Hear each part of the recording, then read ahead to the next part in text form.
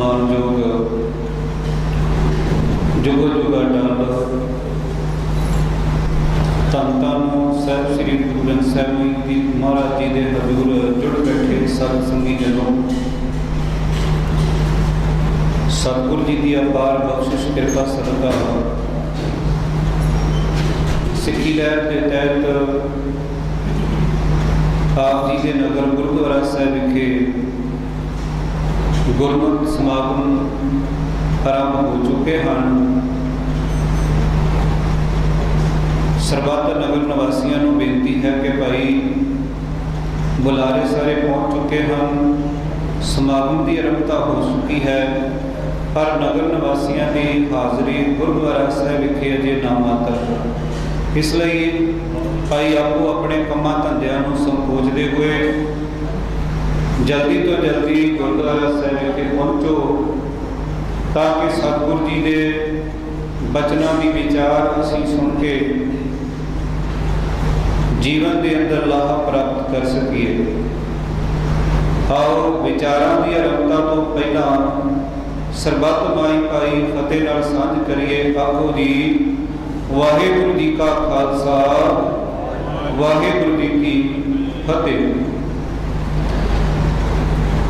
ਸਤਿਗੁਰੂ ਸਾਹਿਬਾਨ ਨੇ ਸਾਨੂੰ ਸਮਝਾਉਣ ਵਾਸਤੇ ਗੁਰਬਾਣੀ ਦੇ ਅੰਦਰ ਬੇਅੰਤ ਉਦਾਹਰਨਾਂ ਦ੍ਰਿਸ਼ਟਾਂਤ ਦਿੱਤੇ, ਚਾਹੇ ਉਹ ਪਸ਼ੂ ਪੰਛੀਆਂ ਦੇ ਹੋਣ, ਚਾਹੇ ਉਹ ਪਹਾੜਾਂ ਦੇ ਹੋਣ, ਬਨਸਪਤੀ ਦੇ ਹੋਣ, ਇੱਥੋਂ ਤੱਕ ਕਿ ਕੁਝ ਮਿਥਿਹਾਸਕ ਹਵਾਲੇ ਦੇ ਕੇ ਵੀ ਤੇ ਸਮਝਾਇਆ ਸਾਨੂੰ ਹੈ, ਤਾਂ ਕਿ ਅਸੀਂ ਜੀਵਨ ਦੀ ਸੇਧ ਪ੍ਰਾਪਤ ਕਰ ਸਕੀਏ।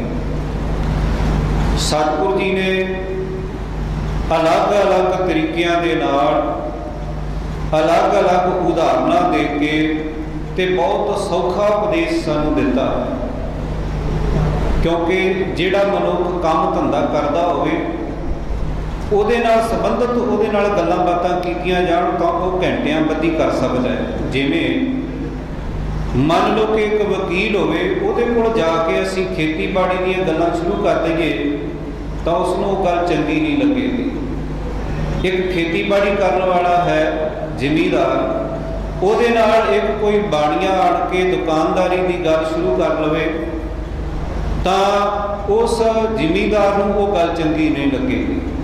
ਇਸੇ ਤਰ੍ਹਾਂ ਜੇਕਰ ਕੋਈ ਡਾਕਟਰ ਹੈ ਤਾਂ ਉਹਦੇ ਨਾਲ ਕੋਈ ਮਨੁੱਖ ਮਕੈਨਿਕ ਆਣ ਕੇ ਗੱਡੀ ਕਿਵੇਂ ਵਿਗੜ ਜਾਂਦੀ ਹੈ, ਕਿਵੇਂ ਉਹਦੇ ਅੰਦਰ ਵਿਗਾੜ ਪੈਦਾ ਹੁੰਦਾ ਹੈ, ਕਿਵੇਂ ਸੁਧਾਰਿਆ ਜਾ ਸਕਦਾ ਹੈ, ਇਹੋ ਜਿਹੀਆਂ ਗੱਲਾਂ ਸ਼ੁਰੂ ਕਰ ਦੇਵੇ ਤੇ ਉਹ ਆਖਿਰਕਾਰ 1-2 ਮਿੰਟ ਬਾਅਦ ਅੱਕ ਜਾਏਗਾ ਕਿ ਭਾਈ ਇਹ ਗੱਲਾਂ ਮੇਰੇ ਮਤਲਬ ਦੀਆਂ ਨਹੀਂ। ਸੋ ਸਤਿਗੁਰੂ ਜੀ ਨੇ ਮਨੁੱਖ ਜਿਹੜਾ ਕਰਮ ਕਰਦਾ ਸੀ ਉਹਦੇ ਕੰਮ ਦੀ ਉਦਾਹਰਨ ਦੇ ਕੇ ਸਮਝਾਇਆ, ਤਾਂ ਕਿ ਉਸ ਨੂੰ ਸੌਖੀਆਂ ਸਮਝ ਲੱਗ ਸਕੇ।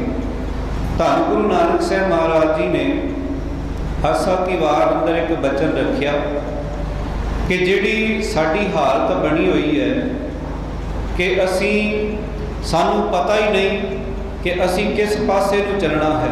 ਮਨੁੱਖ ਪੈਂਡਾ ਤਾਂ ਤੈਅ ਕਰ ਰਿਹਾ ਹੈ, ਪਰ ਆਪਣੀ ਮੰਜ਼ਿਲ ਵੱਲ ਨਹੀਂ ਵੱਧ ਰਿਹਾ, ਬਲਕਿ ਕੁਰਾਹੇ ਪਿਆ ਹੋਇਆ ਹੈ। ਇਹ ਤਾਂ ਐਵੇਂ ਗੱਲ ਹੈ ਕਿ ਬੰਦਾ ਆਪਣੇ ਆਪ ਚਾਹੇ ਕਿ ਮੈਂ ਜੰਗਲ ਦੇ ਵਿੱਚੋਂ ਬਾਹਰ ਨਿਕਲ ਸਕਾਂ ਤਾਂ ਇਹ ਗੱਲ ਅਸੰਭਵ ਜੀ ਹੈ।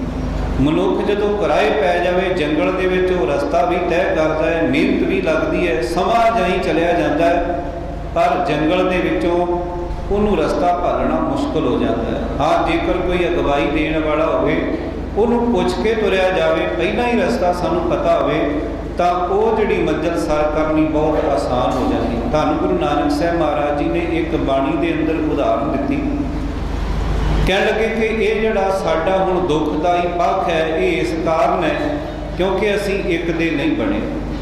ਸਤਿਗੁਰੂ ਜੀ ਨੇ ਬਚਨ ਸਾਡੇ ਸਾਹਮਣੇ ਰੱਖਿਆ ਹੈ, ਕਹਿਣਗੇ ਨਾਨਕ ਗੁਰੂ ਨਾ ਚੇਤਨੀ ਮਨ ਆਪਣੇ ਸੁਚੇਤ, ਛੁੱਟੇ ਤਿਲ ਗੁਆੜ ਕਿਉਂ ਸੁਣੀ ਅੰਦਰ, ਖੇਤੇ ਅੰਦਰ ਛੁੱਟਿਆ ਬਹੁ ਨਾਨਕ ਸੋਨਾ, ਹਲੀਆਂ ਖੁੱਲੀਆਂ ਬੱਪੜੇ ਧੀ ਤਨ ਵਿੱਚ ਸੁਆ। ਉਦਾਹਰਨ ਦਿੱਤੀ ਤਿਲਾਂ ਦੀ ਕਿ ਜਦੋਂ ਤਿਲਾਂ ਦੀ ਖੇਤੀ ਕਿਸਾਨ ਕਰਦਾ ਹੈ, ਜ਼ਿਮੀਂਦਾਰ ਕਰਦਾ ਹੈ, ਤਾਂ ਇਹ ਕੁਦਰਤੀ ਗੱਲ ਹੈ ਕਿ ਜਦੋਂ ਆਕਾਸ਼ ਦੇ ਵਿੱਚ ਬਿਜਲੀ ਚਮਕਦੀ ਹੈ ਤੇ ਉਹਦੀ ਲਿਸ਼ਕ ਜੇਕਰ ਤਿਲਾਂ ਦੀ ਖੇਤੀ ਉੱਤੇ ਪੈ ਜਾਵੇ ਤੇ ਕਈ ਵਾਰ ਕਿਆਰਿਆਂ ਦੇ ਕਿਆਰੇ ਜਿਹੜੇ ਹਨ ਉਹ ਉਹਨਾਂ ਦੇ ਅੰਦਰ ਕੇਵਲ ਸਵਾਹ ਰਹਿ ਜਾਂਦੀ ਹੈ, ਫਲੀਆਂ ਜ਼ਰੂਰ ਬਣਦੀਆਂ ਨੇ। ਤੇ ਜ਼ਿਮੀਂਦਾਰ ਕੀ ਕਰਦਾ ਹੈ ਕਿ ਜਿਹੜੇ ਤਾਂ ਚੰਗੇ ਬੂਟੇ ਨੇ ਜਿਨ੍ਹਾਂ ਦੇ ਅੰਦਰ ਫਲ ਹੋਵੇ ਉਹਨੂੰ ਤਾਂ ਮਿਹਨਤ ਕਰਕੇ ਵੱਢ ਕੇ ਤੇ ਘਰ ਨੂੰ ਲੈ ਜਾਂਦਾ ਤਿਲਾਂ ਦੀ ਖੇਤੀ ਨੂੰ, ਪਰ ਜਿਨ੍ਹਾਂ ਦੇ ਫਲੀਆਂ ਦੇ ਵਿੱਚ ਕੇਵਲ ਸਵਾਹ ਹੋਵੇ ਉਹ ਡੋਡੀਆਂ ਜਿਹੜੀਆਂ ਕਿਸੇ ਕੰਮ ਨਹੀਂ ਆਉਣੀਆਂ, ਕੇਵਲ ਬਲਣ ਦੇ ਕੰਮ ਹੀ ਆਉਣਾ ਸੀ, ਉਹ ਖਲੋਤਾ ਹੋਇਆ ਜਿਹੜਾ ਫਸਲ ਸੀ ਤਾਂ ਫਿਰ ਉਹ ਮਨੁੱਖ ਉਸ ਨੂੰ ਵੱਢਦਾ ਨਹੀਂ, ਉਸੇ ਤਰ੍ਹਾਂ ਆਪਣੀ ਜ਼ਮੀਨ ਦੇ ਅੰਦਰ ਉਸ ਨੂੰ ਖਲੋਤਾ ਰਹਿਣ ਦਿੰਦਾ। ਫਿਰ ਕੀ ਕਰਦੇ ਨੇ ਕਿ ਪਿੰਡ ਦੇ ਕੁਝ ਜਿਹੜੇ ਗਰੀਬ ਲੋਕ ਹੁੰਦੇ ਨੇ ਉਹ ਜਾ ਕੇ ਤੇ ਜਿਹਦੀ ਮਰਜ਼ੀ ਹੁੰਦੀ ਹੈ ਉਹ ਉਸ ਨੂੰ ਪਤਾ ਲੈਂਦਾ ਹੈ, ਵੱਢ ਲੈਂਦਾ ਹੈ ਜਾ ਕੇ ਜਿਹੜੀ ਤਿਲਾਂ ਦੀ ਖੇਤੀ ਖਲੋਤੀ ਹੁੰਦੀ। ਸਤਿਗੁਰੂ ਜੀ ਕਹਿਣ ਲੱਗੇ, ਹੇ ਭਾਈ ਇਸੇ ਤਰ੍ਹਾਂ ਸਾਡਾ ਜੀਵਨ ਹੈ। ਜੇ ਤਾਂ ਅਸੀਂ ਇੱਕ ਦੇ ਬਣੇ ਰਹੀਏ ਫਿਰ ਤਾਂ ਸਾਡੀ ਉਹਨਾਂ ਤਿਲਾਂ ਦੀ ਤਰ੍ਹਾਂ ਕੀਮਤ ਹੈ, ਪਰ ਜੇ ਅਸੀਂ ਫਲੇ ਵੀ ਫੁੱਲੇ ਵੀ ਪਰ ਸਾਡੇ ਜੀਵਨ ਦੇ ਅੰਦਰ ਗੁਣ ਨਹੀਂ ਤੇ ਕੇਵਲ ਔਗਣ ਹੈ, ਜਿਵੇਂ ਤਿਲਾਂ ਦੇ ਅੰਦਰ ਲਿਸ਼ਕੋਰ ਪੈਣ ਦੇ ਨਾਲ, ਬਿਜਲੀ ਦੀ ਚਮਕ ਪੈਣ ਦੇ ਨਾਲ ਕੇਵਲ ਸਵਾਹ ਰਹਿ ਗਈ ਤੇ ਉਹਨਾਂ ਖਾਲੀ ਪਏ ਬੂਟਿਆਂ ਦੇ ਪਿੰਡ ਦੇ ਕਈ ਲੋਕ ਆਣ ਕੇ ਤੇ ਮਾਲਕ ਬਣ ਗਏ, ਮੰਨ ਕੇ 100 ਉਹਨਾਂ ਦੇ ਖਸਮ ਬਣ ਗਏ ਹੋਣ। ਠੀਕ ਇਸੇ ਤਰ੍ਹਾਂ ਸਤਿਗੁਰੂ ਜੀ ਕਹਿੰਦੇ, ਫਲੀਆਂ ਫੁੱਲੀਆਂ ਬੱਪੜੇ ਵੀ ਤਨ ਵਿੱਚ ਸੁਆਹ। ਦੇਖਣ ਨੂੰ ਤਾਂ ਅਸੀਂ ਸਾਰਾ ਕੁਝ ਠੀਕ ਲੱਗਦਾ ਹੈ, ਪਰ ਦੁਖਾਂਤ ਇਹ ਹੈ ਕਿ ਅਸੀਂ ਇੱਕ ਦੇ ਨਾ ਹੋ ਕੇ ਅੱਜ ਸਾਡੇ ਅਨੇਕਾਂ ਹੀ ਖਸਮ ਬਣ ਗਏ ਨੇ। ਕੋਈ ਸਾਨੂੰ ਕਿਸੇ ਪਾਸੇ ਖਿੱਚ ਕੇ ਖੜ ਰਿਹਾ ਹੈ, ਕਿਸੇ ਪਾਸੇ ਨੂੰ ਕੋਈ ਲਿਜਾ ਰਿਹਾ ਹੈ, ਕੋਈ ਕਿਸੇ ਤਰ੍ਹਾਂ ਦਾ ਲਾਰਾ ਦੇ ਰਿਹਾ ਹੈ, ਕੋਈ ਕਿਸੇ ਤਰ੍ਹਾਂ ਦਾ ਲਾਲਚ ਹੈ, ਅਸੀਂ ਫਿਰ ਉਸ ਪਾਸੇ ਨੂੰ ਦੌੜਦੇ ਹਾਂ। ਕੋਈ ਮਨੁੱਖ ਕਬਰਾਂ ਵਾਲੇ ਪਾਸੇ ਨੂੰ ਦੌੜਦਾ ਹੈ, ਕੋਈ ਜਠੇਰਿਆਂ ਵਾਲੇ ਪਾਸੇ ਨੂੰ ਦੌੜ ਰਿਹਾ ਹੈ, ਕੋਈ ਮਟੀਆਂ ਵਾਲੇ ਪਾਸੇ ਨੂੰ ਭੱਜ ਨੱਠ ਕਰਦਾ ਹੈ, ਕਿਸੇ ਦੀ ਦੌੜ ਪਾਂਧੇ ਤੱਕ ਬਣ ਕੇ ਰਹਿ ਗਈ ਹੈ, ਕੋਈ ਧਾਗੇ ਤਵੀਤ ਲੈਣ ਵੱਲ ਤੁਰਿਆ ਹੋਇਆ ਹੈ। ਇਹ ਸਾਡੀ ਜਿਹੜੀ ਦਸ਼ਾ ਹੈ ਇਹ ਇਸੇ ਕਾਰਨ ਹੈ ਕਿਉਂਕਿ ਅਸੀਂ ਇੱਕ ਦੇ ਨਹੀਂ ਬਣੇ। ਸਤਿਗੁਰੂ ਜੀ ਨੇ ਬਾਣੀ ਅੰਦਰ ਇਸੇ ਤਰ੍ਹਾਂ ਸਾਨੂੰ ਇਹ ਵੀ ਸਮਝਾਇਆ, ਕਹਿਣ ਲੱਗੇ ਕਿ ਕਦੇ ਅੱਕ ਦੀਆਂ ਜਿਹੜੀਆਂ ਖੱਖੜੀਆਂ ਲੱਗੀਆਂ ਹੁੰਦੀਆਂ ਨੇ ਉਹਨਾਂ ਨੂੰ ਦੇਖੋ ਕਿੱਡੀਆਂ ਸੋਹਣੀਆਂ ਲੱਗਦੀਆਂ ਨੇ, ਜਦੋਂ ਉਹ ਅੱਕ ਦੇ ਨਾਲ ਲੱਗੀਆਂ ਹੋਣ ਅੰਬ ਦਾ ਭੁਲੇਖਾ ਪਾਉਂਦੀਆਂ ਨੇ, ਪਰ ਜਦੋਂ ਉਹ ਖੱਖੜੀ ਅੱਕ ਦੇ ਨਾਲੋਂ ਟੁੱਟ ਜਾਵੇ ਤੇ ਅਸੀਂ ਦੇਖਿਆ ਹੋਵੇਗਾ ਗਰਮੀਆਂ ਦੇ ਦਿਨਾਂ ਵਿੱਚ ਉਹ ਖੱਖੜੀ ਸੁੱਕ ਕੇ ਪਾਟਦੀ ਹੈ, ਉਹਦੇ ਵਿੱਚ ਇੱਕ ਰੂੰ ਜਿਹਾ ਹੁੰਦਾ ਹੈ, ਉਹ ਫਿਰ ਇੱਕ ਇੱਕ ਤੂੰਬਾ ਤੂੰਬਾ ਕਰਕੇ ਤੇ ਹਵਾ ਦੇ ਵਿੱਚ ਉੱਡਿਆ ਫਿਰਦਾ। ਸਤਿਗੁਰੂ ਜੀ ਕਹਿਣ ਲੱਗੇ, ਉਦਾਰਤਾ ਦਿੱਤੀ ਸਤਿਗੁਰੂ ਜੀ ਨੇ ਅੱਕ ਦੀ ਖੱਖੜੀ ਦੀ, ਪਰ ਸਾਡੇ ਜੀਵਨ ਨੂੰ ਸੇਧ ਦਿੱਤੀ। ਕਹਿਣ ਲੱਗੇ, ਭਾਈ ਜੇ ਤਾਂ ਉਹ ਖੱਖੜੀਆਂ ਉਦੋਂ ਸੋਹਣੀਆਂ ਲੱਗਦੀਆਂ ਸਨ ਜਦੋਂ ਤੱਕ ਉਹ ਅੱਕ ਦੇ ਬੂਟੇ ਨਾਲ ਲੱਗੀਆਂ ਹੋਈਆਂ ਸਨ। ਖੱਖੜੀਆਂ ਸੁਹਾਵੀਆਂ ਲੱਗਣੀਆਂ ਅੱਕ ਕੰਠ, ਮੇਰਾ ਵਿਛੋੜਾ ਧਣੀ ਸਿਉ ਨਾਨਕ ਸਹਸੇ ਗੰਠ। ਉਦੋਂ ਇੱਕ ਸਨ, ਸੋਹਣੀਆਂ ਲੱਗਦੀਆਂ ਸਨ, ਪਰ ਜਦੋਂ ਸੁੱਕ ਗਈ ਇੱਕ ਇੱਕ ਤੂੰਬਾ ਮਾਨੋ 100 ਤੂੰਬਾ ਉਹਦੇ ਵਿੱਚੋਂ ਹੋ ਗਿਆ, ਆਕਾਸ਼ ਵਿੱਚ ਉੱਡਦਾ ਫਿਰਦਾ ਸੀ, ਲੋਕ ਉਸ ਦੇ ਨੇੜੇ ਨਹੀਂ ਜਾਂਦੇ। ਠੀਕ ਕਹਿਣ ਲੱਗੇ ਕਿ ਜੇ ਤਾਂ ਅਸੀਂ ਗੁਰੂ ਦੇ ਦਰ ਦੇ ਨਾਲ ਜੁੜ ਜਾਈਏ, ਇੱਕ ਦੀ ਵਿਚਾਰ ਨਾਲ ਜੁੜ ਜਾਈਏ, ਫਿਰ ਸਾਡਾ ਜਿਹੜਾ ਜੀਵਨ ਹੈ ਸੋਹਣਾ ਹਰਿਆ ਭਰਿਆ ਨਜ਼ਰ ਆਉਂਦਾ ਹੈ। ਤੇ ਜੇ ਇਸ ਦਰ ਨੂੰ ਛੱਡ ਪਈਏ ਤੇ ਫਿਰ ਸਾਡਾ ਜਿਹੜਾ ਜੀਵਨ ਹੈ ਉਹ ਉਹਦੇ ਖੱਖੜੀ ਦੀ ਤਰ੍ਹਾਂ ਤੂੰਬਾ ਤੂੰਬਾ ਹੋ ਜਾਂਦਾ ਹੈ, ਬਿਖਰ ਜਾਂਦਾ ਹੈ, ਪਰਿਵਾਰਾਂ ਦੇ ਅੰਦਰ ਤਰੇੜਾਂ ਆ ਜਾਂਦੀਆਂ ਨੇ, ਮਨੁੱਖ ਵਿਸ਼ੇ ਵਿਕਾਰਾਂ ਦੇ ਅਧੀਨ ਹੋ ਜਾਂਦਾ ਹੈ। ਧੰਨ ਗੁਰੂ ਨਾਨਕ ਸਾਹਿਬ ਮਹਾਰਾਜ ਜੀ ਨੇ ਵੀ ਸਾਡੇ ਪਿੰਡਾਂ ਦੀ ਇੱਕ ਪੁਰਾਤਨ ਉਦਾਹਰਨ ਵਰਤੀ ਹੈ ਕਿ ਜਦੋਂ ਚੱਕੀ ਦੇ ਨਾਲ ਦਾਣੇ ਪੀਏ ਜਾਂਦੇ ਸਨ ਤਾਂ ਇੱਕ ਪੁੜ ਥੱਲੇ ਹੁੰਦਾ ਹੈ, ਇੱਕ ਪੁੜ ਉੱਤੇ ਹੁੰਦਾ ਹੈ, ਪਰ ਸਤਿਗੁਰੂ ਜੀ ਕਹਿੰਦੇ ਕਿ ਜਦੋਂ ਦਾਣੇ ਪੀਏ ਗਏ, ਭਾਵੇਂ ਉਹ 20 ਕਿਲੋ ਸਨ, ਭਾਵੇਂ ਉਹ ਮਣ ਪੱਕੇ ਸਨ, ਪਰ ਕੀ ਹੋਇਆ ਕਿ ਪੀਂਦਿਆਂ ਹੋਇਆ ਬਾਕੀ ਤਾਂ ਸਾਰਾ ਆਟਾ ਬਣ ਗਿਆ। ਪਰ ਸਤਿਗੁਰੂ ਜੀ ਕਹਿੰਦੇ ਜਦੋਂ ਜਿਹੜੀਆਂ ਹੱਥ ਵਾਲੀਆਂ ਚੱਕੀਆਂ ਹੁੰਦੀਆਂ ਸਨ, ਕਹਿੰਦੇ ਜਦੋਂ ਉਸ ਚੱਕੀ ਦੇ ਪੁੜ ਨੂੰ ਉੱਪਰੋਂ ਸਾਫ਼ ਕਰਨ ਵਾਸਤੇ ਚੁੱਕਿਆ ਗਿਆ ਤਾਂ ਬੜੀ ਇੱਕ ਅਜੀਬ ਜੀ ਘਟਨਾ ਸਾਹਮਣੇ ਆਈ। ਉਹ ਘਟਨਾ ਕਿਹੜੀ ਸੀ? ਕਹਿਣ ਲੱਗੇ ਕਿ ਸਾਰੇ ਦੇ ਸਾਰੇ ਦਾਣੇ ਪੀ ਕੇ ਆਟਾ ਬਣ ਗਏ, ਪਰ ਅਜੇ ਕੁਝ ਦਾਣੇ ਉਹਦੇ ਵਿੱਚ ਸਾਬਤ ਪਏ ਸਨ, ਉਹ ਕਿਉਂ ਨਹੀਂ ਪੀਸੇ? ਤਾਂ ਸਤਿਗੁਰੂ ਜੀ ਨੇ ਬਾਣੀ ਦੇ ਅੰਦਰ ਇਹ ਉਦਾਹਰਨ ਸਾਡੇ ਸਾਹਮਣੇ ਰੱਖੀ। ਦੋਏ ਪੁੜ ਚੱਕੀ ਜੋੜ ਕੇ ਪੀਸਣ ਆਏ ਬਹਿਠ, ਜੋ ਦਰ ਰਹਿ ਜਿਹੜੇ ਤਾਂ ਵਿਚਕਾਰਲੀ ਉਸ ਕਿੱਲੀ ਨਾਲ ਧੁਰੇ ਨਾਲ ਜੁੜੇ ਰਹੇ, ਉਹ ਸਾਬਤ ਰਹਿ ਗਏ, ਉਹ ਬਚ ਗਏ। ਜੋ ਦਰ ਰਹਿ ਸੋ ਉਭਰੈ ਨਾਨਕ ਅੱਜ ਵੱਡੇ। ਕਹਿਣ ਲੱਗੇ ਕਿ ਅਜੀਬ ਇਹ ਘਟਨਾ ਦੇਖੀ ਹੈ ਕਿ ਸਾਰੇ ਦਾਣੇ ਆਟਾ ਬਣ ਗਏ, ਪਰ ਜਿਹੜੇ ਵਿਚਕਾਰ ਕਿੱਲੀ ਦੇ ਨਾਲ ਜੁੜੇ ਰਹਿ ਗਏ ਉਹ ਉਸੇ ਤਰ੍ਹਾਂ ਸਾਬਤ ਸਨ। ਇਹ ਨਾ ਤਾਂ ਚੱਕੀ ਦੀ ਗੱਲ ਹੈ, ਨਾ ਕੋਈ ਦਾਣਿਆਂ ਤੇ ਆਟਿਆਂ ਦੀ ਗੱਲ ਹੈ। ਸਮਝਾਇਆ ਸਤਿਗੁਰੂ ਜੀ ਨੇ ਸਾਨੂੰ ਉਦਾਹਰਨ ਚੱਕੀ ਦੀ ਤੇ ਉਹਨਾਂ ਦਾਣਿਆਂ ਦਿੱਤੀ ਹੈ ਕਿ ਭਾਈ ਇੱਥੇ ਵਿਸ਼ੇ ਵਿਕਾਰਾਂ ਦੀ ਜਿਹੜੀ ਚੱਕੀ ਹੈ ਇਹ ਬੜੀ ਫਿਰ ਰਹੀ ਹੈ, ਇਹਦੇ ਵਿੱਚ ਮਨੁੱਖ ਦਾ ਜੀਵਨ ਹੈ। ਜੇ ਤਾਂ ਆਪਣੇ ਧੁਰੇ ਦੇ ਨਾਲ, ਇੱਕ ਕਰਤੇ ਨਾਲ, ਗੁਰਬਾਣੀ ਦੇ ਨਾਲ ਇਹ ਜੁੜਿਆ ਰਹੇਗਾ, ਫਿਰ ਤਾਂ ਇਹਦਾ ਉਹਨਾਂ ਦਾਣਿਆਂ ਦੀ ਤਰ੍ਹਾਂ ਜਿਹੜੇ ਕਿੱਲੀ ਨਾਲ ਜੁੜੇ ਰਹਿ ਗਏ ਤੇ ਸਾਬਤ ਰਹਿ ਗਏ, ਬਚ ਗਏ, ਉਸੇ ਤਰ੍ਹਾਂ ਇਹਦਾ ਜੀਵਨ ਬਚ ਜਾਏਗਾ। ਪਰ ਜੇ ਇਹ ਆਪਣੇ ਧੁਰੇ ਨੂੰ ਛੱਡ ਕੇ ਆਸੇ-ਪਾਸੇ ਘੁੰਮੇ, ਕਿਉਂਕਿ ਸਾਡੀ ਇਹੋ ਹਾਲਤ ਹੈ ਨਾ, ਮੈਂ ਪਹਿਲਾਂ ਬੇਨਤੀ ਕੀਤੀ ਹੈ ਕਿ ਕੋਈ ਤਾਂ ਦੇਹਧਾਰੀ ਦੇ ਡੇਰੇ ਤੇ ਜਾ ਰਿਹਾ, ਕੋਈ ਧਾਗੇ ਤਵੀਤ ਲੈਣ ਜਾ ਰਿਹਾ, ਕੋਈ ਹੱਥ ਵਿੱਚ ਕੈਨੀ ਫੜ ਕੇ ਤੁਰਿਆ ਹੋਇਆ, ਕੋਈ ਕਬਰਾਂ ਦੀ ਪੂਜਾ ਕਰ ਰਿਹਾ, ਕੋਈ ਮੜੀਆਂ ਤੇ ਜਠੇਰਿਆਂ ਮਟੀਆਂ ਨੂੰ ਜਾ ਕੇ ਸਿਰ ਨਵਾ ਰਿਹਾ ਹੈ। ਜੇ ਤਾਂ ਅਸੀਂ ਇਹ ਸਾਰਾ ਕੁਝ ਕੀਤਾ, ਇੱਕ ਦੇ ਨਾ ਰਹੇ, ਤਾਂ ਫਿਰ ਜਿਹੜਾ ਸਾਡਾ ਜੀਵਨ ਹੈ ਉਹ ਲੀਰੋ ਲੀਰ ਹੋ ਜਾਏਗਾ, ਅਸੀਂ ਵਿਕਾਰਾਂ ਦੇ ਅਧੀਨ ਵੰਡੇ ਜਾਵਾਂਗੇ। ਤੇ ਸਤਿਗੁਰੂ ਜੀ ਕਹਿਣ ਲੱਗੇ ਦੋਏ ਪੁੜ ਚੱਕੀ ਜੋੜ ਕੇ ਪੀਸਣ ਆਏ ਬਹਿਠ, ਜੋ ਦਰ ਰਹਿ ਸੋ ਉਭਰੈ ਨਾਨਕ ਅੱਜ ਵੱਡੇਠ। ਇਹ ਇੱਕ ਅਜੀਬ ਖੇਡ ਹੈ ਕਿ ਜਿਹੜੇ ਦਾਣੇ ਉਸ ਧੁਰੇ ਨਾਲ ਲੱਗੇ ਰਹੇ, ਵਿਚਕਾਰ ਸੈਂਟਰ ਨਾਲ ਲੱਗੇ ਰਹੇ, ਉਹ ਅਸਲ ਵਿੱਚ ਸਾਬਤ ਬਚ ਗਏ। ਸਾਨੂੰ ਵੀ ਚਾਹੀਦਾ ਹੈ ਕਿ ਅਸੀਂ ਵੀ ਆਪਣੇ ਧੁਰੇ ਨਾਲ, ਸਾਡਾ ਜਿਹੜਾ ਮੂਲ ਹੈ ਉਹ ਹੈ ਗੁਰਬਾਣੀ। ਸਤਿਗੁਰੂ ਜੀ ਦੀ ਪਾਵਨ ਬਾਣੀ ਦਾ ਬਚਨ ਹੈ, ਜਿਉਂ ਪ੍ਰਾਣੀ ਜਲ ਬਿਨ ਹੈ ਮਰਤਾ।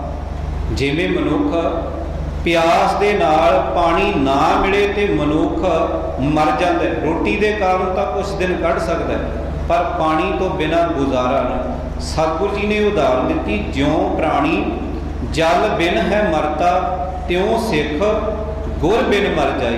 ਗੁਰੂ ਤੋਂ ਬਿਨਾਂ ਜਿਹੜਾ ਮਨੁੱਖ ਦਾ, ਸਿੱਖ ਦਾ ਜਿਹੜਾ ਜੀਵਨ ਹੈ ਉਹ ਆਤਮਿਕ ਤੌਰ ਤੇ ਉਹਦੀ ਮੌਤ ਹੋ ਜਾਂਦੀ ਹੈ। ਇਹ ਉਨੀ ਦੇਰ ਤੱਕ ਹੀ ਹੈ, ਸੋ ਜੀਵਿਆ ਜਿਸ ਮਨ ਵਸਿਆ ਸੋਏ। ਉਹ ਅਸਲ ਵਿੱਚ ਜਿਉਂਦੇ ਮਨੁੱਖ ਨੇ, ਉਹ ਜਿੰਦਾ ਦਿਲ ਮਨੁੱਖ ਨੇ, ਜਿਨ੍ਹਾਂ ਦੇ ਮਨ ਵਿੱਚ ਉਸ ਕਰਤੇ ਦਾ ਨਾਮ ਹੈ, ਕਰਤੇ ਦੇ ਗੁਣ, ਕਰਤੇ ਦੀ ਯਾਦ ਵਸਦੀ ਹੈ। ਇਸ ਲਈ ਅਸੀਂ ਆਸੇ-ਪਾਸੇ ਠੋਕਰਾਂ ਨਾ ਖਾਈਏ। ਜੋ ਸਤਿਗੁਰੂ ਸਾਹਿਬਾਨ ਨੇ ਸਾਨੂੰ ਇਹ ਉਪਦੇਸ਼ ਕੀਤਾ, ਅਸੀਂ ਪੜ੍ਹ ਤਾਂ ਰਹੇ ਹਾਂ, ਪਰ ਪਹਿਰਾ ਦੇਣ ਦੀ ਵੀ ਲੋੜ ਹੈ। ਅਸੀਂ ਹਰ ਰੋਜ਼ ਇਹ ਦੀਵਾਨ ਦੀ ਸਮਾਪਤੀ ਉਪਰੰਤ ਦੁਹਰਾਉਂਦੇ ਹਾਂ ਕਿ ਆਗਿਆ ਭਈ ਅਕਾਲ ਕੀ ਤਬੈ ਚਲਾਇਓ ਪੰਥ, ਸਭ ਸਿੱਖਣ ਕੋ ਹੁਕਮ ਹੈ ਗੁਰੂ ਮਾਨਿਓ ਗ੍ਰੰਥ। ਸਾਡਾ ਜਿਹੜਾ ਗੁਰੂ ਹੈ ਕੋਈ ਮੱਟੀ ਜਾਂ ਕਬਰ, ਕੋਈ ਪਾਂਧਾ, ਕੋਈ ਜੋਸ਼ੀ ਜਾਂ ਕੋਈ ਦੇਹਧਾਰੀ ਬਾਬਾ ਨਹੀਂ। ਸਾਡਾ ਕੇਵਲ ਤੇ ਕੇਵਲ ਬਾਬਾ ਗੁਰੂ ਗ੍ਰੰਥ ਸਾਹਿਬ ਹੈ। ਇੱਕ ਕਵੀ ਨੇ ਬੜੇ ਸੋਹਣੇ ਬੋਲ ਲਿਖੇ ਨੇ, ਕਹਿੰਦੇ ਦੇਹਧਾਰੀ ਨੂੰ ਆਖਦੇ ਲੋਕ ਬਾਬਾ, ਮਰ ਜਾਏ ਤੇ ਨਵਾਂ ਬਣਾਉਂਦੇ ਨੇ। ਗੁਰੂ ਗ੍ਰੰਥ ਦਾ ਹੋਵੇ ਪ੍ਰਕਾਸ਼ ਭਾਵੇਂ, ਬਾਬੇ ਬਿਨਾਂ ਨਾ ਉਹ ਥਾਂ ਜਾਮਦੇ ਨੇ। ਅਸੀਂ ਇਹ ਭਰਮ ਲੋਕਾਂ ਦਾ ਦੂਰ ਕਰਨਾ, ਅਸੀਂ ਪੰਥ ਦੇ ਖਾਲਸਾ, ਪੰਥ ਸਾਡਾ, ਬਾਬੇ ਲੋਕਾਂ ਦੇ ਆਪੋ ਆਪਣੇ ਨੇ, ਇੱਕੋ ਬਾਬਾ ਹੈ ਗੁਰੂ ਗ੍ਰੰਥ ਸਾਡਾ। ਇਸ ਲਈ ਸਤਿਗੁਰੂ ਜੀ ਦੇ ਲੜ ਲੱਗੀਏ। ਬਾਕੀ ਜਿਹੜੇ ਥਾਂ ਥਾਂ ਤੇ ਭਟਕਣ ਵਾਲਾ ਜਿਹੜਾ ਸੁਭਾਅ ਹੈ ਉਸ ਦਾ ਤਿਆਗ ਕਰ ਦਈਏ। ਇਹੀ ਇੱਕ ਨਿਸ਼ਾਨਾ ਮਿੱਥ ਕੇ ਸਿੱਖੀ ਲਹਿਰ ਦੇ ਜਥੇ ਵੱਲੋਂ ਮਈ, ਜੂਨ ਔਰ ਜੁਲਾਈ ਮਹੀਨੇ ਦੇ ਅੰਦਰ ਹਰ ਸਾਲ ਇਸੇ ਤਰ੍ਹਾਂ ਸਵੇਰੇ ਸ਼ਾਮ ਸਮਾਗਮ ਕੀਤੇ ਜਾਂਦੇ ਨੇ ਕਿ ਅਸੀਂ ਆਪਣੇ ਧੁਰੇ ਦੇ ਨਾਲ ਜੁੜ ਸਕੀਏ, ਗੁਰਬਾਣੀ ਨਾਲ ਜੁੜ ਸਕੀਏ ਔਰ ਖਾਲਸਾ ਪੰਥ ਦਾ ਜਿਹੜਾ ਝੰਡਾ ਹੈ ਹੋਰ ਬੁਲੰਦ ਕਰ ਸਕੀਏ। ਉਹਦੇ ਲਈ ਇਹ ਯਤਨ ਆਰੰਭ ਨੇ। ਬੱਚਿਆਂ ਨੂੰ ਪ੍ਰੇਰਿਤ ਕਰੀਏ, ਨੌਜਵਾਨਾਂ ਨੂੰ ਪਤਤ ਪੁਣੇ ਨਸ਼ਿਆਂ ਤੋਂ ਸੁਚੇਤ ਕਰਨਾ, ਜਿਹੜੇ ਵੱਡੀ ਉਮਰ ਵਾਲੇ ਨੇ ਉਹਨਾਂ ਨੂੰ ਬਾਣੀ ਵਾਲੇ ਪਾਸੇ ਪ੍ਰੇਰਨਾ, ਵਹਿਮਾਂ ਭਰਮਾਂ ਪਖੰਡਾਂ ਦੇ ਵਿੱਚੋਂ ਕੱਢਣਾ, ਇਹ ਮਕਸਦ ਲੈ ਕੇ ਸਿੱਖੀ ਲਹਿਰ ਦੇ ਜਥੇ ਵੱਲੋਂ ਥਾਂ ਥਾਂ ਸਮਾਗਮ ਕੀਤੇ ਜਾਂਦੇ ਨੇ। ਇਸੇ ਲੜੀ ਤਹਿਤ ਆਪ ਜੀ ਦੇ ਨਗਰ ਵਿਖੇ ਇਸ ਗੁਰਦੁਆਰਾ ਸਾਹਿਬ ਵਿਖੇ ਅੱਜ ਦਾ ਸਮਾਗਮ ਆਰੰਭ ਹੋ ਚੁੱਕਾ ਹੈ। ਅਗਲੇਰੇ ਵਿਚਾਰ ਆਪ ਜੀ ਦੇ ਨਾਲ ਭਾਈ ਹਰਜਿੰਦਰ ਸਿੰਘ ਜੀ ਸਭਰਾ ਉਹਨਾਂ ਨੇ ਸਾਂਝੇ ਕਰਨੇ ਹਨ।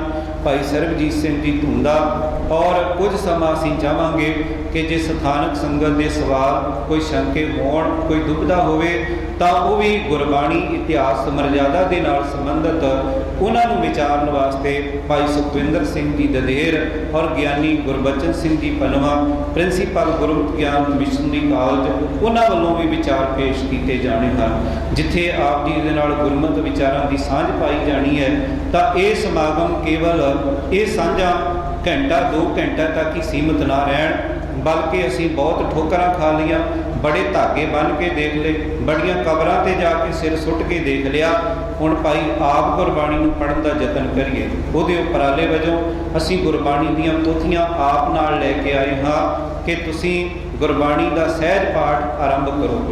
ਔਰ ਗੁਰਬਾਣੀ ਦੇ ਕੁਝ ਸਟੀਕ ਸਾਡੇ ਕੋਲ ਮੌਜੂਦ ਨੇ ਕਿ ਅਸੀਂ ਨਿਤਨੇਮ ਤਾਂ ਕਰਦੇ ਹਾਂ, ਆਸਾ ਕੀ ਵਾਰ ਦਾ ਕੀਰਤਨ ਸ਼ਰਵਣ ਕਰਦੇ ਹਾਂ, ਪਰ ਸਾਨੂੰ ਅਰਥ ਭਾਵ ਨਹੀਂ ਪਤਾ। ਸੋ ਸਾਨੂੰ ਹੁਣ ਗੁਰਬਾਣੀ ਅਰਥਾਂ ਸਮੇਤ ਸਹਿਜ ਸਹਿਜ ਵਿਚਾਰ ਕੇ ਪੜ੍ਹਨ ਦੀ ਲੋੜ ਹੈ ਤਾਂ ਕਿ ਅਸੀਂ ਕਰਮ ਕਾਂਡਾਂ ਦੇ ਵਿੱਚੋਂ ਨਿਕਲ ਸਕੀਏ, ਸਾਡਾ ਜਿਹੜਾ ਜੀਵਨ ਹੈ ਉਹ ਸੁਖਾਲਾ ਹੋ ਸਕੇ।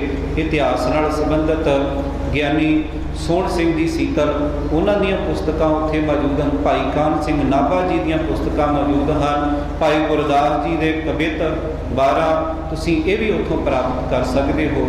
ਬੇਨਤੀ ਹੈ ਕਿ ਦੀਵਾਨ ਦੀ ਸਮਾਪਤੀ ਉਪਰੰਤ 2-2 4-4 ਪੁਸਤਕਾਂ ਔਰ ਆਡੀਓ ਵੀਡੀਓ ਸੀਡੀਜ਼ ਹਨ ਜੋ ਉਹ ਆਪਣੇ ਘਰਾਂ ਨੂੰ ਲੈ ਕੇ ਜਾਓ ਤਾਂ ਕਿ ਜਦੋਂ ਵੀ ਸਾਡੇ ਕੋਲ ਵੇਲ ਹੁੰਦਾ ਹੈ ਅਸੀਂ ਗੁਰਬਾਣੀ ਦੀ ਪੋਥੀ ਤੋਂ ਆਪ ਪਾਠ ਕਰ ਸਕੀਏ। ਗੱਡੀ ਵਿੱਚ ਜਾਂਦਿਆਂ ਜਾਂ ਮੋਬਾਈਲ ਦੇ ਵਿੱਚ ਅਸੀਂ ਉਹ ਜਿਹੜੀਆਂ ਵਿਚਾਰਾਂ ਭਰ ਸਕਦੇ ਹਾਂ ਔਰ 24 ਘੰਟੇ ਹੀ ਇਹਨਾਂ ਵਿਚਾਰਾਂ ਨੂੰ ਅਸੀਂ ਸ਼ਰਵਣ ਕਰ ਸਕਦੇ ਹਾਂ। ਆਓ ਅਗਲੇਰੇ ਵਿਚਾਰ ਭਾਈ ਹਰਜਿੰਦਰ ਸਿੰਘ ਜੀ ਸਭਰਾ ਉਹ ਆਪ ਜੀ ਦੇ ਨਾਲ ਸਾਂਝੇ ਕਰਨਗੇ।